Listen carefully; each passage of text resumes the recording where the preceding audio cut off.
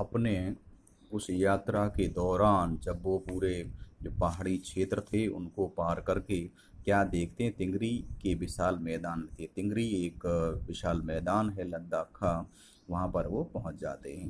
वो कह रहे हैं पहाड़ों से घिरा एक टापू से, वहाँ पर जब देखते हैं तो पहाड़ों के चारों चारों तरफ पहाड़ है, बीच में मैदान है, तो एक टापू की तरह से दिखाई देता है। उसी पहाड़ी का नाम तिंगरी है, और जो है पहाड़ी बीच में है उसका नाम तिंगरी रख दिया गया है। आसपास के गांव थे, उनमें बहुत सारे यजमान थे, सुमित के शिष्य थे। तो वो एक पतली पतली चिरी बत्तियों के गंडे खत्म नहीं हो सकते थे, जो पतली पतली जिस प्रकार से अपन लोग गंगा जल ले जाते हैं, पवित्र माना जाता है, वैसे ही कपड़ों की छोटे छोटे छोटे छोटे टुकड़े फाड़ लिए जाते हैं, उनमें गांठ लगा ली जाती है और उनको दिया जाता है, तो वो काफ़ी पवित्र माने जाते हैं।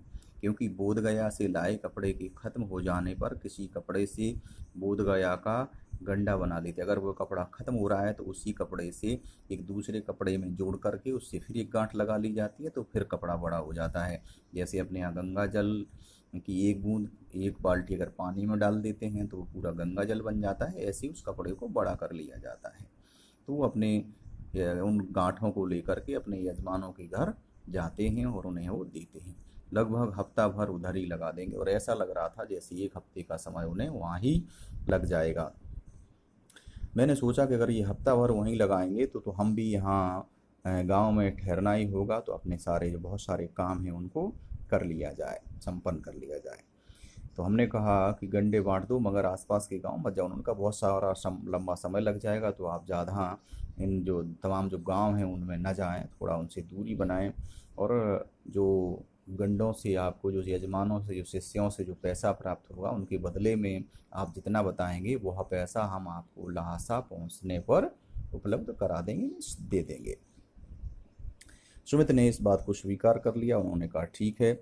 और हमने भरिया भरिया में जो भार ढोते हैं, भार लेकर के चलते हैं, ऐसे व्यक्ति को खोजना शुरू किया।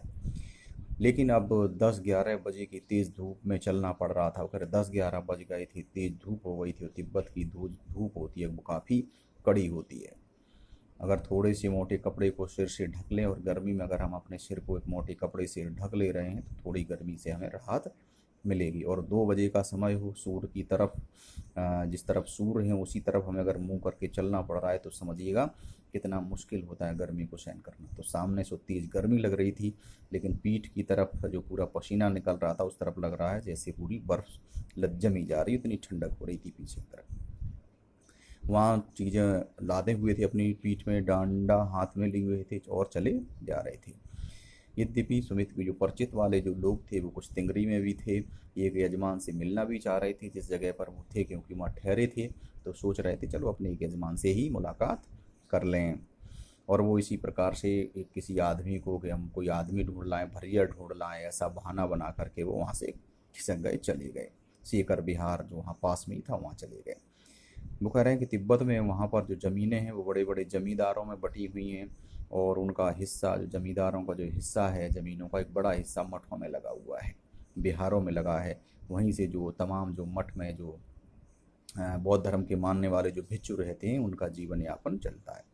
ऐसी जागीरें लगभग हर एक जागीरदार से खुद खेती करते हैं, और जो मठ होते हैं उनमें से कुछ खेती वो मठों के मालिकों के द्वारा, कई पुरोहित जो हेड उसका मठ का जो मठाधीश होता है उनके द्वारा कराई जाती है। बाकी कुछ वो वैसे ही करा लेते होंगे बटाई वगैरह पे।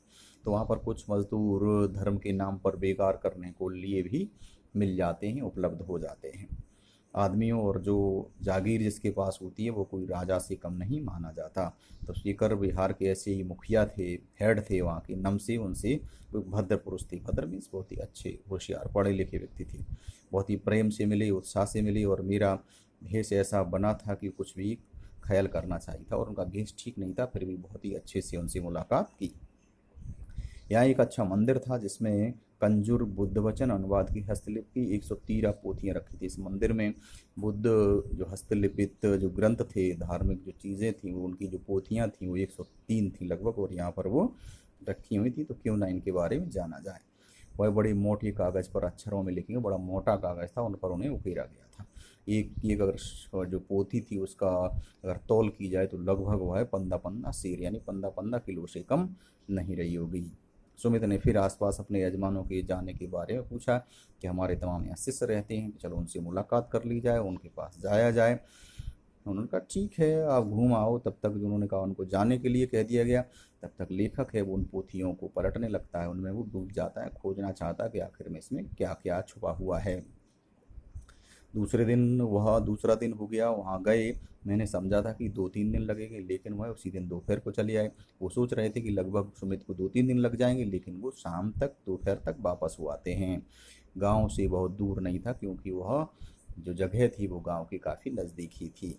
हमने अपना सामान, तब तक जब वो आ गए तो फिर अपना सामान बांधना ही पड़ा। पूरा सामान बांधा, पीठ पर लादा, और भिक्षु जो नमसे जी थे उनसे आज्ञा ली, उनसे विदाई ली, और उन्होंने बड़े प्रेम से हमारी विदाई को स्वीकार किया। और फिर हम लोग वहाँ से निकल पड़े, क्योंकि जब किसी की विदाई हो जाती है, किसी से विदाई ली जाती है, तो वहाँ पर फिर ज़्यादा समय तक रुकना ठीक भी नहीं माना जाता है। इस प्रकार से यह ल्हासा की ओर हमारी यात्रा है वो संपन्न होती है।